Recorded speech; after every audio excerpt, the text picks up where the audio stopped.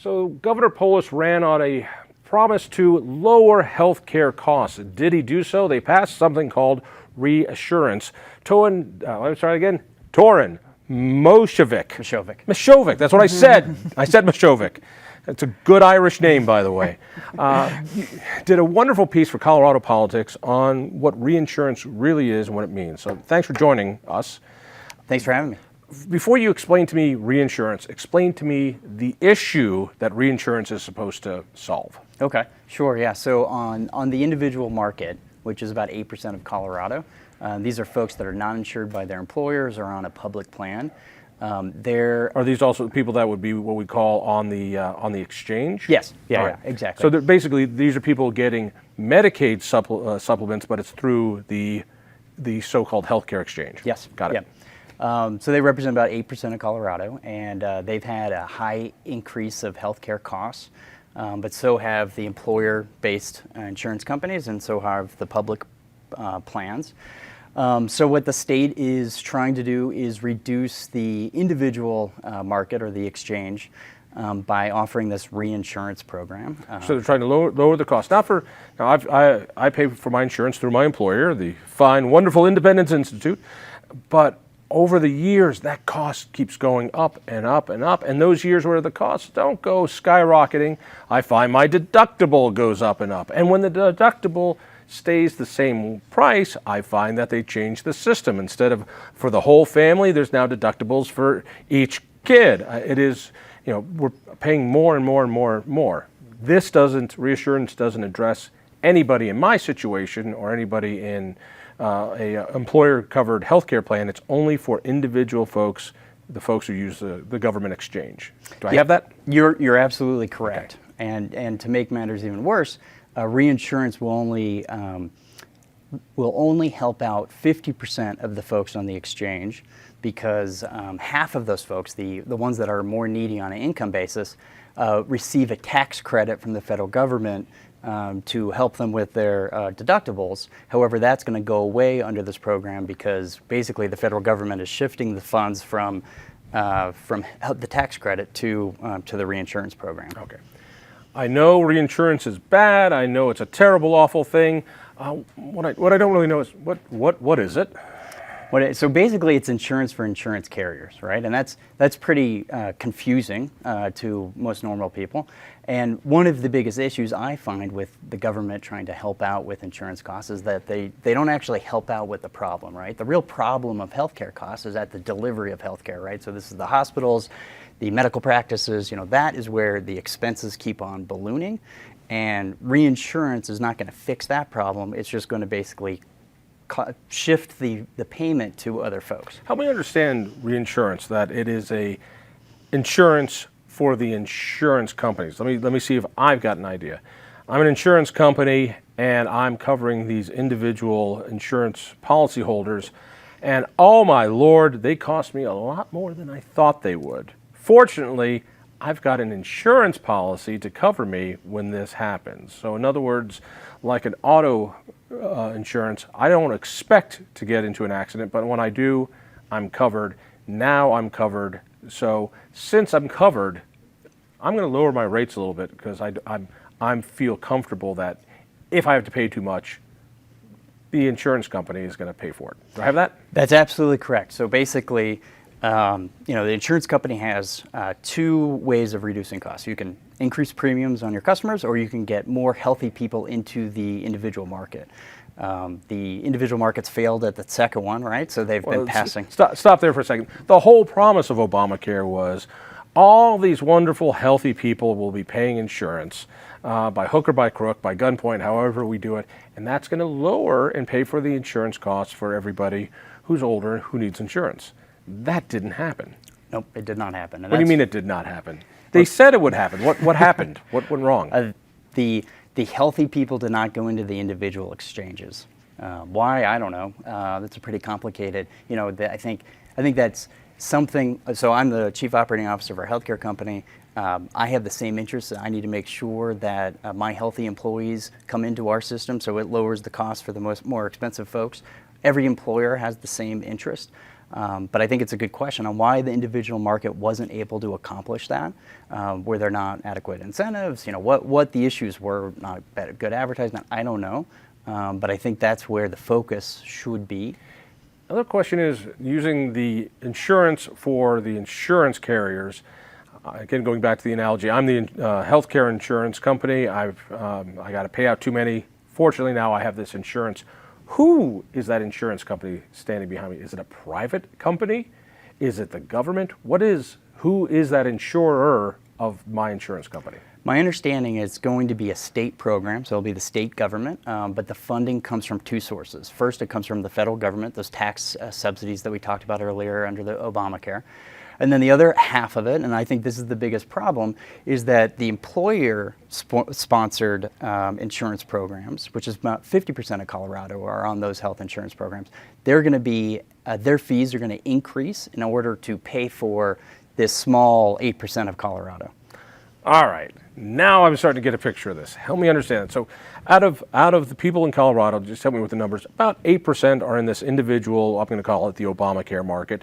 50% are in what you and I are in, where we get our insurance from our employer, because our employer does so many things right, they've got to be able to know what insurance is right for us. And where are the other 42%? They're on public programs. So I'm actually not on my employer's program. I'm on TRICARE because I'm a Navy reservist. So I'm on a public program. But they're on Medicare or Medicaid. Okay. That's correct. Yeah. All right. So so there's more than just 8% on Medicaid. The Obamacare is covered by Medicaid, and then there's other people who are also on Medicaid directly. Well, so the individual market's not covered by Medicaid. They're Right. covered by private insurance programs. Right. But there's a subsidy that comes in. Exactly. Right. Yeah. It's on the dole one way or the other, no matter That's which correct. way. Okay. Yeah. So getting back to this, now the insurance for those 8% who are having high insurance costs is going to be paid for by those of us in the 50%, the largest group by far. We're going to be paying more. Right. Because God knows we haven't paid more already. How much more are we going to be paying in, quote, fees, not a tax, but a fee, which we didn't vote on, to subsidize even more those people who are in the 8%? Nobody knows, or as far as I don't know. And the research that I've looked into, which is from the from Colorado Health Agency and a couple other studies that I've looked into, no one's been able to identify yet like how much those fees will be able to increase. And I actually had a conversation with my PEO today because we're PEO. Yes, PEO. And asked them, hey, do you guys know? What I did by there was give you the opportunity to tell me what a PEO is. Oh, I'm sorry. PEO. So it's the insurance program for our employees Okay. at Amino E. And I called them to ask them, hey, so what are our fees going to look like under this reinsurance program? And they didn't know. So no one really has any idea, but it's only been a month since this program has been approved by the federal government. So the rollout, no one actually really knows what's going to happen next. But if you listen to the governor, it's going to reduce healthcare costs by 40%. But that sounds terrific. It does. Until you realize it's going to lower healthcare costs by 40% for only those 8%. And he doesn't finish the equation, which is it's going to increase healthcare costs for 50% of Coloradans.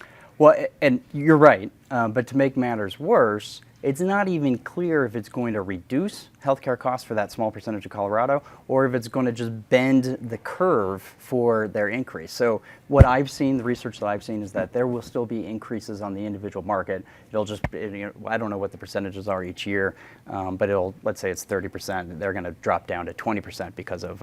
We're talking about the 8%, folks? Yes, that's right. That's so right. Their costs are still going to go up. Their costs will still likely go up. But it's that great scam they do in government where when the budget doesn't grow as fast as they want it to do, they call it a budget cut. So instead of growing by 10%, it grows by 9%, and they scream, it's a budget cut. And the rest of us are looking like, it grew by 9%. Right. So it's that kind of thing. So even those 8% are going to feel a price increase. It's just not going to be as worse as the price increase for the rest of us on employer stuff. That's correct. This is delightful. Thank you for sharing that. You've made my day. I feel so good about what I pay for health care already. All right, then what was the option? In other words, this is nothing more than political cost shifting.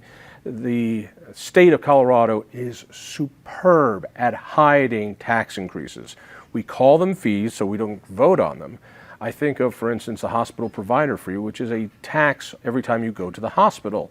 And in fact, by law, you're not allowed, the hospital is not allowed to put that fee on your hospital bill. So you go to the hospital, you see this outrageous cost, and you're not angry at the government for bumping it up 5%. You're angry at the hospital for this awful bill because they hide the cost. They cost shift. So you're not paying less. You're just not paying for it in a direct way. So you're paying for it over here.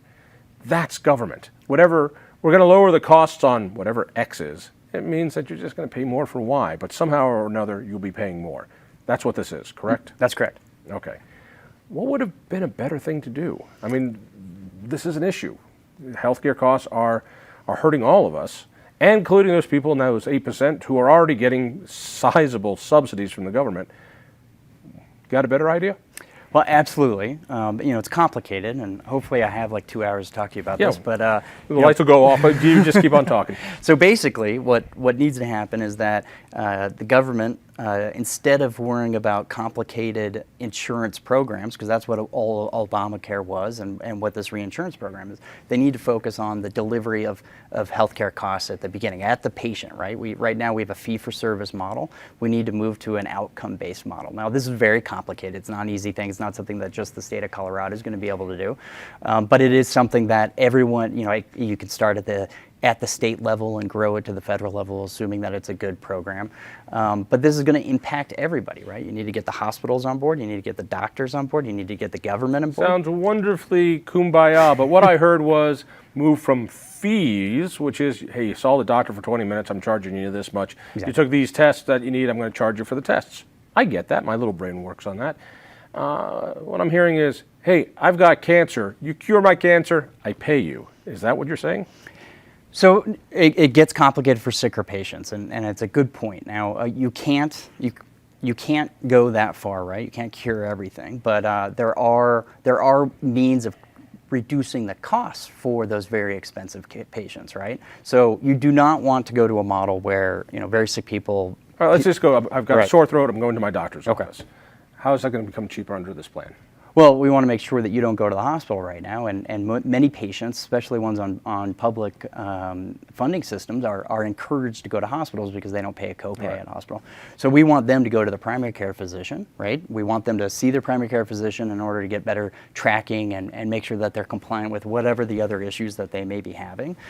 So you do want to encourage patients to go to the primary care physician, and hopefully that will stop the more sicker diseases. But even with sick patients, so my company, we treat immunology deficient patients, or immune deficient patients. We do it through IVIG infusions, very, very expensive infusions. Patients are on these infusions for their whole life.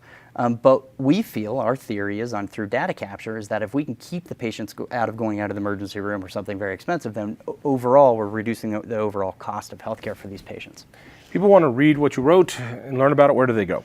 They go to coloradopolitics.com. Toren, thank you so much. Best of luck with it, and thanks for making it understandable even to me. Read me in the Denver Post. Listen to me on KHOW Radio. Check out the Independence Institute at thinkfreedom.com. We'll see you next week.